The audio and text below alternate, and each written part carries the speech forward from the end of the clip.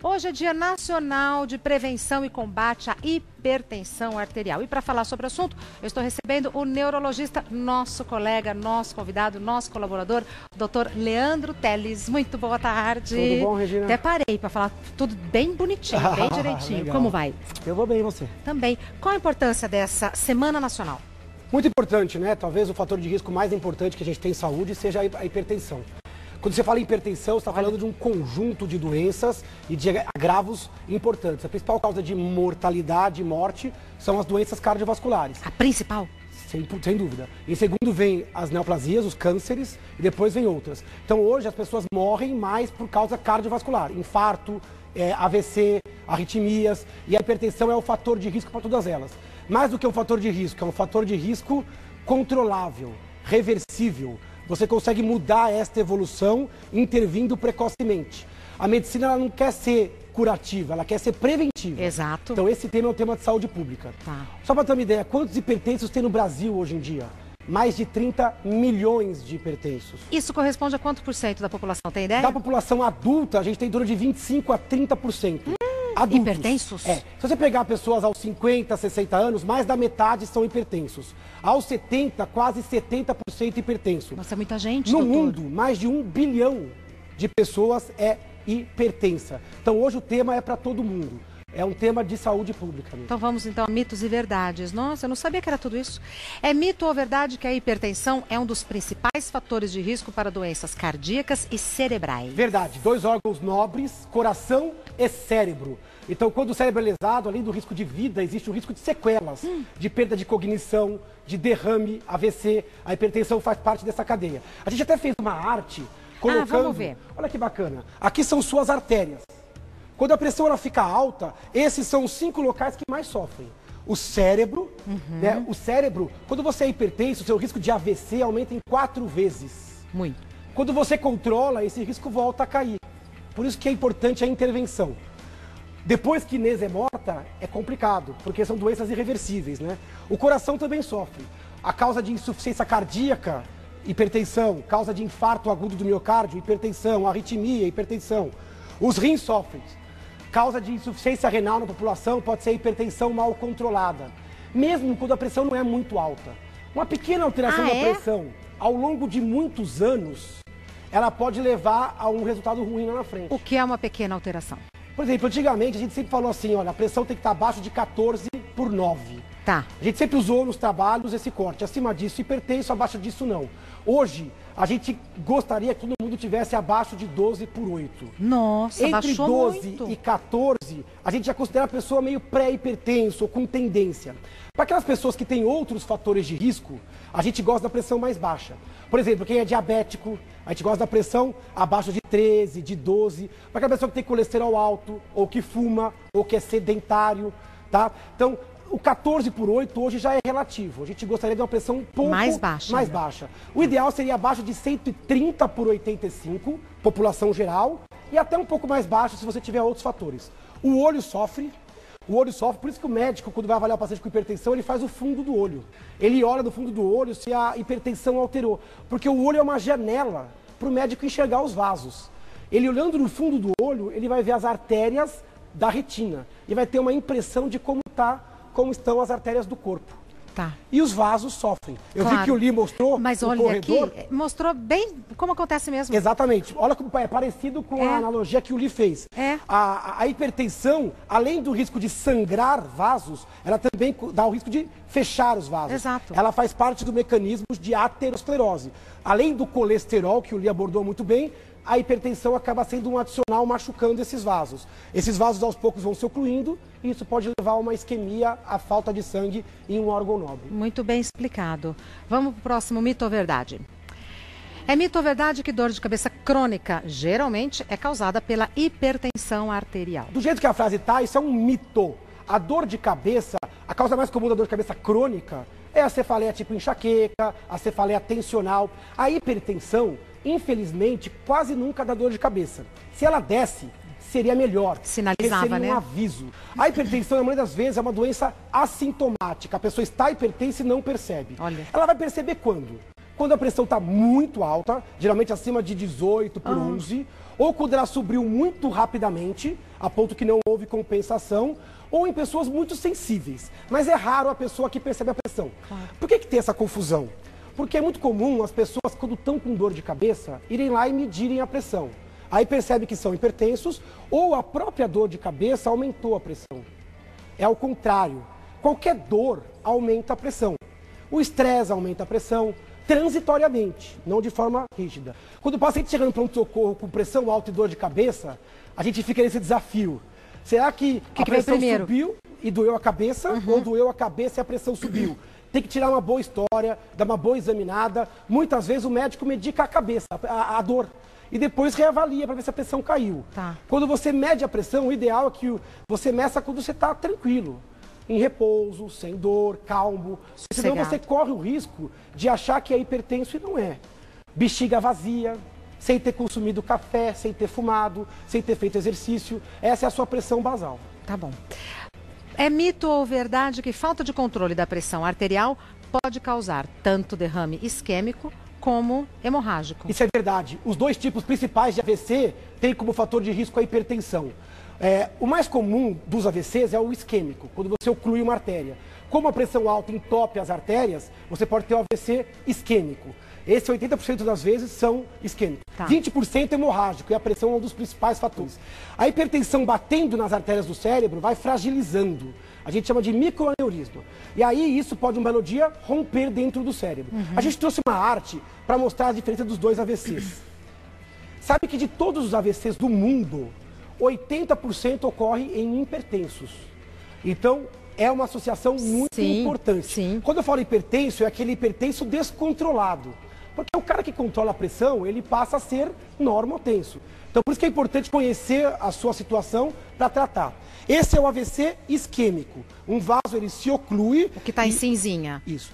Para esse AVC, os fatores de risco são sedentarismo, obesidade, diabetes, hipertensão. Esse é o mais comum dos AVCs. Tá. Mas a pressão alta é um fator importante, junto com o etilismo, junto com o sedentarismo também, para AVCs hemorrágicos. Quando um vaso rompe e o sangue extravasa. Causa hemorragia, por isso AVC hemorrágico. Hemorrágico. A gente trouxe uma outra imagem. Esse é um desenho. Agora, isso é vida real. Ai, fala. Olha, tomografia, ressonância. Como o nosso público já está bem treinado em neurologia, porque já está há muitos anos falando, a gente já pode mostrar até uma imagem real. Aqui é o cérebro em cinza. Olha o que houve aqui. É um corte. Aqui é um corte do cérebro, uma lâmina. Você está olhando de cima, a cabeça fatiada, no caso, um exame. E essa mancha branca é sangue que extravasou de uma artéria. Então, um paciente hipertenso, esse é um AVC hemorrágico. Tá. Esta região, ela está ocupando espaço e esse paciente, sem dúvida, tem sintomas. A hipertensão levou a esta catástrofe. Esse paciente tem risco de vida e tem um risco grande de sequelas. Do lado, a gente tem o AVC isquêmico, imagem real. O cérebro normal, ele tem esse cinza mais claro. Olha como aqui você tem um processo de um escurecimento. Esta mancha é uma região do cérebro que perdeu irrigação sanguínea. E um dos fatores de risco para isso é a hipertensão. Tá. Aqui é um paciente que envelheceu hipertenso e foi ocluindo pequenos vasinhos, não como esses que ocluíram um vaso grande, mas foi ocluindo ao longo do tempo pequenos vasinhos, um de cada vez. Então a questão aqui são as manchas brancas. Cada manchinha branca dessa foi um pequeno vasinho que sofreu. Ele não percebeu, mas quando ele ficou mais velho, ele pode estar mais esquecido. Tá. Ele pode ter perdido função por ter perdido massa cerebral ao longo do tempo. A gente chama isso de micro-AVCs. É um processo silencioso. Esse é um processo mais silencioso. O paciente piora ao longo do tempo. Ele começa a andar de forma mais difícil, ele passa a ter dificuldade de lembrar palavras. Isso pode levar a um processo de demência, de perda cognitiva, que a gente chama de demência vascular. É a segunda causa depois do Alzheimer. Então, a hipertensão pode dar problemas agudos e localizados ou crônicos e difusos, levando à perda de rendimento neurológico. Ó, prendemos tudo agora, até a Deli está fazendo assim. Tem mais uma imagem ou vamos para o mito e verdade? Vamos seguir. É mito ou verdade que problemas de sono podem piorar o controle da pressão arterial? Isso é verdade. A gente falou a pressão piorando alguma coisa na saúde. Agora é o contrário, algo na sua saúde que piora a pressão. À noite os vasos descansam, o coração descansa. Nossa pressão à noite ela cai em torno de 10 a 15%. Ela fica mais baixa. Quem já fez aquele exame, o mapa, que você fica com o aparelho o dia todo com a aparelho de pressão, à noite você espera que tenha uma queda, um descenso. Isso protege. Quando você não dorme, você não tem essa queda, porque você não dormiu. Claro. E no dia seguinte, você libera mais adrenalina, mais cortisol, para você ficar acordado. Você está mais estressado, mais impaciente, mais desatento e mais hipertenso. Então, para quem tem predisposição à hipertensão, ficar sem dormir pode ser um fator de risco. Além disso, ficar sem dormir engorda. E engordar aumenta a pressão. Quem dorme mal, come pior. E a má alimentação também piora a pressão. Nossa, uma coisa puxa a outra. Quem come muita gordura, carne vermelha, quem come muito sal, quem come muitos alimentos salgados, embutidos, alimentos industrializados, tem um risco maior de hipertensão. Pessoas mais pesadas têm mais hipertensão. Então, tudo isso pode levar além do seu risco genético. Mas aí está um problema para se ver. Tanto insônia como a apneia do sono. Aquela pessoa que acha que dormiu, mas roncou, parou de respirar, teve um sono de qualidade ruim. Então, às vezes, quando você vê um hipertenso, olhe para o sono, para ver se não é a causa, pelo menos o agravamento da pressão por conta disso. Tá. É mito ou verdade que hipertensos descontrolados têm um risco maior de demência na terceira idade? Isso é verdade e muito verdade. A gente precisa escolher com que tipo de cérebro a gente quer chegar na terceira idade. Olha. Se a gente for machucando o nosso cérebro ao longo da vida, o cérebro ele tem que ser alimentado com bom alimento, com boas vivências, com bom equilíbrio emocional, com sono de qualidade, com atividade física. Se você oferecer cigarro, ele vai se machucar. Se você oferecer drogas, vai se machucar. Experiências ruins, Experiências sofrimento, ruins frustração. também. Hoje a depressão crônica e a ansiedade desregulada é tido também como um fator de risco para o envelhecimento Olha. precoce. Porque esses vasos sofrem e esse cérebro sofre. A hipertensão entra aí, como um dos inimigos silenciosos. Você vai machucando um pouquinho do seu cérebro. Mas quando você for mais velho, você vai precisar de cada pedacinho dele. E isso vai fazer falta. Porque com a idade, o cérebro já tende a ter uma retração. Todos os órgãos sofrem. A pele fica mais seca, fica com mais ruga, o pulmão, o cérebro também. Se você perder muito dessa reserva, você vai ter mais esquecimento e mais dificuldade para o seu cérebro. Então, cuidar da pressão já, para colher uma terceira idade com mais saúde. É mito ou verdade que a hipertensão arterial precisa sempre ser controlada com medicamentos? Quando a gente vê a palavra sempre, é sempre mito. Porque a gente fala sempre, na medicina nem sempre, nem nunca, né? Na medicina e no amor. E no amor. Nem sempre, nem nunca. É uma frase que se aplica aqui. A hipertensão, muitas vezes, precisa de remédio. Se a pressão for consistentemente alta e a pessoa já fez o que é possível de mudança de estilo de vida, ela tem genética para isso. Então tem que usar o remédio, às vezes para o resto da vida. Agora, se a pressão for um pouco alterada, ou se ela foi alterada e você tem alterações do estilo de vida a fazer, pode ser que o médico opte por tentar não dar remédio no começo e tentar te dar 3, 6 meses para você perder peso, para você, aqui ó, perder peso, principalmente a gordura abdominal, controlando a cintura abdominal. Essa gordura abdominal é que mais dá hipertensão. Você controlando, pode ser que você não use remédio ou se livre do remédio, ou tome menos remédio. Diminua a ingesta de sal. Seja não salgando excessivamente os alimentos, seja evitando os alimentos salgados, né? Então isso é importante. Estresse. Você falou, né? O estresse. Só colocaram mulher, né? Como se só a mulher tivesse estresse, como se só a mulher dormisse mal. Isso foi pegadinha. Foi pegadinha. Porque o homem tá sofre, inclusive o homem, antes dos 55 anos, o homem tem mais hipertensão e maior risco de infarto e AVC. Mais que a mulher? Mais que a mulher. Ah, por quê, Porque doutor? o estrógeno protege a mulher contra efeitos cardiovasculares. Então, até a menopausa se estabelecer, a mulher tem menos infarto, a mulher tem menos AVC. Pode ver que quando você escuta uma morte súbita, quase sempre é um homem. Agora, após a menopausa, os índices se igualam e no final a mulher até tem um pouco mais de hipertensão. A mulher tende a viver mais do que o homem, inclusive por conta disso. Porque o estrógeno protege muito a mulher. Tá, estresse aí aqui. Dormir bem. Quando você dorme bem, sua pressão cai. Ali 3 coisas que você deve evitar. Excesso de álcool. O álcool não baixa a pressão. O álcool excessivo, ele aumenta a pressão. Então, evitar o excesso de álcool. Ali a cafeína. E aí eu coloquei o café, mas existe também os refrigerantes à base de cola, os termogênicos, os pré-treinos. Chá preto. Chá preto. Lógico que quantidades pequenas muda pouco a pressão. Mas, por exemplo, acima de 5 cafezinhos expressos ao dia, já começa a ter repercussão. E o cigarro que nunca é bom para nada. O cigarro entope as artérias e fecha o calibre das artérias e também aumenta a pressão. Esse é um grande veneno, tanto para a pressão quanto para as coisas que a pressão causa. E o exercício. O ideal seria pelo menos em torno de 200 minutos de exercício por semana. Quanto que dá isso? Isso dá uns 40 minutos, 5 vezes por semana. Se você fizer 1 hora, 3, 4 vezes por semana. Principalmente exercícios aeróbicos, que controla peso, libera adrenalina. Depois a pressão tende a ficar mais calma, se acalmar. Se você escolher alguma coisa que você gosta de fazer, melhor ainda. Dançar, Dança excelente, zumba, pilates, que mais? Caminhada, exercício na esteira, natação, tudo é bem aeróbico. Hidroginástica. Isso que eu ia falar, hidroginástica. Tem gente que gosta de coisa ao ar livre, bacana, já repõe uma vitamina D, já melhora também a parte do estresse. O exercício ele é fundamental. Se você não quer ficar hipertenso, tem que fazer isso. Tá. Pode ser que fazendo tudo isso, ainda você fique hipertenso. Por quê? Porque tem genética, você não muda a genética. Você tem idade, a gente vai envelhecer. Mas sem dúvida você vai ter vasos mais saudáveis. Se você já é hipertenso, isso é obrigação. Tá. Além do remédio, tem que cumprir esses pontos de intervenção, porque isso muda muito o seu controle. Perfeito. Mais um mito ou verdade? É mito ou verdade que, olha, agora colocaram um homem bem nervoso, que a ansiedade... Sabe que você pediu, exatamente. Passar a mulher também. É mito ou verdade que a ansiedade e estresse pioram a hipertensão? Pior que o cara tem cara de hipertenso. A gente tem que ter bom humor. Esse é o padrão do hipertenso, estressado, um pouquinho acima do peso. Quem é hipertenso é estressado?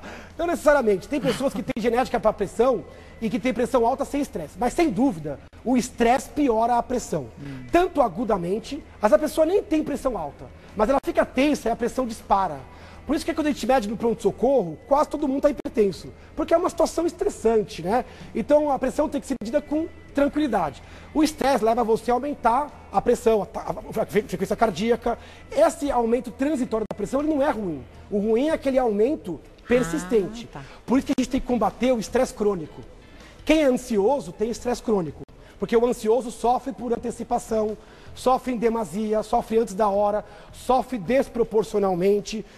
Pessoas que têm estresse no trabalho crônico todo dia, pega trânsito todo dia, que mantém relacionamentos que já são falidos diariamente. Então a pessoa tem que buscar a sua tranquilidade. É assim que ela vai colher a sua saúde melhor. O estresse do bem é aquele que vem numa pitada, de vez em quando. Você entra num quadro estressante e sai. Entra e sai. É normal, resolução de problemas.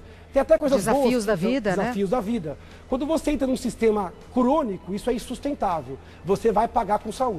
Nossa, que aula. A gente tem perguntas das pessoas, eu espero bacana. Um minutinho que eu vou conversar com a Edeli. Agora sim, as perguntas que as pessoas mandaram de casa. Legal. Primeira pergunta enviada pelo André. O médico mediu a pressão da minha esposa e disse que ela tem síndrome do avental branco. O que isso significa? Já ouviu falar nessa síndrome? Síndrome do avental branco? White coat em inglês. Essa é uma síndrome famosa. São pessoas que ficam hipertensas na frente do médico. São pessoas que ficam mais tensas com relação à consulta. Vão no médico, mede, hipertensa. Chega em casa, tá tudo normal. Vai medir normal. Por isso que a pressão ela não pode ser julgada só na pressão dentro do consultório. Quando a pessoa entra no consultório, existe uma estimativa que já aumenta a pressão em 10 a 15%. Quase todo mundo. Quase todo mundo. Se for uma pessoa que tem uma pressão limítrofe ou que for mais tensa, a pressão já pode sair para um nível patológico. Por isso que, na dúvida, o médico vai pedir para o paciente medir a pressão em casa, usando aparelhos eletrônicos, ou até fazer um mapa, onde fica 24 horas com o aparelho e vão ter várias médias de pressão. Aí fica registrado? Fica registrado. Quem tem síndrome do avental branco, geralmente não é hipertenso, mas a gente tem estimativas que mostram que quem tem esse padrão pode, no futuro, desenvolver hipertensão. Quem tem síndrome do avental branco? Quem tem pressão alta, medida no médico, em casa não, já tem que começar a se cuidar. Diminuir já o estresse, controlar bem o peso, diminuir o sal. Não é caso de remédio, mas é caso de uma vigilância, porque já mostra uma tendênciazinha genética, mas isso que significa o que o médico falou, né? Claro. Síndrome do avental branco. Próxima pergunta enviada pela Clara. Meu avô teve um sangramento cerebral devido à pressão alta, mas nem sabia que tinha hipertensão, nunca sentiu nada antes. Isso é possível? Isso é plenamente possível. A hipertensão é uma doença silenciosa. Ela é um inimigo silencioso que leva à morte, que leva a derrame, leva a infarto. E muitas vezes a pessoa primeiro descobre a complicação para depois perceber que era hipertenso. Nossa, eu nem sabia porque não deu sintoma. Por isso que a gente sempre recomenda. Teve contato com um profissional de saúde? Pede para medir a pressão. Eu vou tomar vacina no posto? Pede para medir a pressão. Tem um aparelhinho na casa de um vizinho, na sua casa? Meça a pressão. E lógico, avalie o resultado com o seu médico. Não é demais. Tá. Não é demais. Às vezes a pessoa fica muito exagerada naquilo, muito tensa. E cria uma relação quase de amor e ódio com o aparelho. Mas uma pessoa saudável, acima dos 18 anos, pelo menos uma vez por ano, precisa medir a pressão. Se ela está acima de 12/8, até 2, 3 vezes ao ano. Se a pessoa é hipertensa, o ideal seria de vez em quando medir. Em horários diferentes, né? Sem muito exagero, para poder também comunicar ao médico como é que está a pressão. Porque o médico ele tem uma foto na consulta. E às vezes é importante ele ter o filme, como essa pressão ficou. Então não espere o sintoma. Quase sempre o sintoma aparece quando você tem 10, 15, 20 anos de hipertensão. Tem pessoas que se descobrem hipertensos quando tem uma insuficiência renal, quando já infartou. Então isso é muito frequente e é comum, principalmente para pessoas que visitam pouco o médico. Aí a importância do check-up. Perfeito. Próxima pergunta foi enviada pelo Alfonso. Minha pressão é constantemente 140/85. Esse valor já é considerado hipertensão? Tô igual o Ronivon, né? Significa que você talvez seja hipertenso, né? 140/85, como eu te falei. Antigamente, 14,9. Hoje a gente está um pouquinho mais chato. Se bate sempre 14, já é hora de buscar um cardiologista ou um clínico geral, porque já acendeu um sinal amarelo. Pode ser que ele seja um hipertenso limítrofe ou leve. Pode ser que ele não precise de remédio, como é uma alteração discreta, precisa ver como é que é em termos de peso, se ele já faz alguma dieta ou não. Às vezes é hora de consultar um nutricionista, um educador físico, um psicólogo. Então o caso tem que ser visto. Mas já é preocupante, sem dúvida. 14/85 mantido, pelas novas diretrizes, já é um índice preocupante. Então fica o alerta aí para o Alfonso, né? Alerta. Próxima pergunta é enviada pela Rita. Pressão arterial muito alta pode causar confusão mental? Essa pergunta é importante, né? Pessoas idosas podem ter confusão mental com praticamente qualquer alteração do organismo. Pessoas idosas, principalmente se a pessoa já é esquecida, se ela tiver uma infecção urinária, ela pode ficar confusa. Se ela estiver desidratada, pode ficar confusa.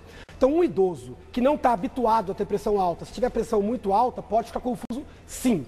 Pessoas jovens que desenvolvam pressões muito altas, acima de 18/11, de forma muito rápida, também podem ficar confusos. Existe uma doença chamada encefalopatia, que é encéfalo, cérebro, patia, doença, hipertensiva. É uma crise hipertensiva quando a pressão sobe muito rapidamente. Isso pode dar dor de cabeça, turbação visual e confusão mental. É comum? Não, mas é possível. Então, dentre as causas de confusão mental, existe a hipertensão. Outra opção é que a pessoa tenha ficado com pressão alta e tenha rompido um vaso, tenha tido um AVC, e esse AVC deixou a pessoa confusa. Então, confusão mental nunca é um sintoma que dá para esperar. Confusão mental é igual a pronto-socorro e investigação da causa. Perfeito. Próxima pergunta foi enviada pela Fernanda. Pressão muito alta na gravidez pode ocasionar problemas neurológicos para a mãe e o bebê? A pergunta é muito boa, Fernanda. A pressão ela é uma preocupação em toda a gestante. Toda gestante pré-natal tem que fazer aferimento, medir a pressão em todas as consultas. Existem dois grupos, grosseiramente. As mulheres que eram hipertensas, engravidaram, então vai ter que controlar a pressão normal. Existe uma doença que é a pressão alta da gravidez, que a gente chama de pré-eclâmpsia ou doença hipertensiva específica da gravidez. Algumas mulheres, depois da 20ª semana, do meio para frente, do segundo trimestre para frente, pode desenvolver um quadro de aumento da pressão, pode ter edema, pode reter um pouquinho de líquido, pode ter proteína na urina e, eventualmente, essas formas podem causar mal para a mãe e para o bebê. Pode ter que até adiantar, às vezes, o parto e a gente chama de pré-eclâmpsia. Se essa mulher não controlar a pressão, ela pode ter a eclâmpsia. A eclâmpsia é uma causa importante de mortalidade materna e fetal. Ela é definida por convulsão. É quando a mulher que tem hipertensão da gravidez tem uma crise epilética, convulsiva. Na hora do parto ou durante a gravidez? Pode ser antes do parto, pode ser durante o parto ou até depois do parto. É uma doença periparto. Geralmente é um pouco antes e o médico quase sempre tem que agilizar o parto se o bebê já está prontinho. Então, acima das 35, 36 semanas, mas é muito importante que a pressão na gravidez ela tem que estar normal e geralmente até um pouco mais baixa. ela cai na gravidez. Se a pressão não caiu muito ou está um pouquinho alta, precisa de visitas mais frequentes. Se a urina estiver espumosa ou se estiver com inchaço além da conta, tem que buscar atendimento médico. Se uma gestante já hipertensa tiver turvação visual, dor e dor de cabeça, tem que buscar ajuda. É uma situação de risco e a pressão na gravidez é um capítulo à parte em medicina. Tá bom. Próxima pergunta é enviada pelo Roberto. Pressão baixa faz mal ao cérebro? Excelente pergunta. Falamos de pressão alta, né? Hoje é dia da conscientização da hipertensão e cair demais a pressão. Na verdade, cada um tem uma pressão. Se a pessoa é mais magrinha, mais baixinha, mulher, tem o braço mais fininho, às vezes tolera pressões um pouco mais baixas, 10/6, 9/6. Se a pessoa não tem sintoma e se sente bem, essa pressão é confortável e ok. Então a gente considera a pressão baixa um fenômeno bom. Agora, se a pessoa tem episódios de queda de pressão, onde ela desmaia, onde ela se sente tonta, onde ela tem formigamento, aí é diferente. Se a pessoa, por exemplo, sofre um acidente ou um trauma, sangra e a pressão cai, ela pode perder a consciência. O cérebro precisa de pressão. O cérebro está acima do coração. O cérebro precisa de uma pressão de irrigação. Às vezes, em idosos que têm as artérias muito entupidas, cai um pouquinho a pressão e ele já fica sonolento, porque tem dificuldade. Então é importante que o médico, caso a caso, estabeleça uma faixa de segurança. Se tiver acima de tanto, a gente vai tratar. Sim. E a mesma coisa para o limite inferior. Então, pressão baixa, exageradamente, cronicamente, pode sim fazer mal ao cérebro. Tá. O cérebro precisa ser irrigado. Tá, a minha pressão é baixa, mas eu só sinto desconforto no calor. No calor, a pressão cai um pouquinho mais. A minha pressão é 10/6, no calor cai mais ainda. Então, é um padrão bom para o risco de hipertensão, mas tem que tomar cuidado com mal-estar, com sonolência, até com desmaio. Exato. Ficar muito tempo de pé, ficar muito tempo sem se alimentar, ou até algum estresse emocional pode levar a uma pressão que a gente chama de crítica, onde o corpo vai ter que cair. Antes da gente encerrar, eu só queria mostrar uma novidade para o nosso público. Eu ia perguntar, cadê o livro? O livro. O livro, ele já existe, a foto dele, por enquanto. Aqui? A gente vai lançar o livro agora em junho. Tá aqui, eu achei que tivesse Aliás, na sua já mão. quero te convidar, já em primeira mão, o nosso convite lançamento aceito. vai ser uma honra recebê-la. É um livro sobre ansiedade, o cérebro ansioso. Como a gente tem respeito ao nosso público, já trouxe em primeira mão a capa e o tema do nosso livro. Tá lindo, hein? Bonito, né? Muito bonito. A gente fez um vermelhão para puxar para o tema ansiedade. Combinado. Esse livro ainda não está à venda, mas daqui a uns 15, 20 dias já vai estar em pré-venda. E o lançamento vai ser em junho. Todos os nossos telespectadores vão estar absolutamente convidados. A pré-venda é por onde? Pelo site? A pré-venda vai ter na internet, em todos os sites e em algumas livrarias. Ó, que legal. Então, daqui a uns 15 dias, que é a nossa próxima pauta, eu já devo trazer ele em mãos e convidar o pessoal. Mas, como a gente é ansioso, a gente já vai soltando uma parte do trabalho, para não parecer que a gente não está fazendo nada. O Dr. Leandro Teles é neurologista, ele tem um site maravilhoso que é www.leandroteles, tudo simples, sem letra dobrada nenhuma, leandroteles.com.br, e no Instagram você encontra o Dr. Leandro como @neuroleandroteles. Muito obrigada, parabéns pelo livro, que eu sei que escrever um livro é uma obra, né? Muito obrigada, viu? Bom final de tarde. É um professor, né? Ele vai falando, a gente vai entendendo, e até o tom de voz dele fica diferente quando ele está na pauta. A hora que se despede, ele fala baixinho, mas na hora da pauta ele marca, tudo bem.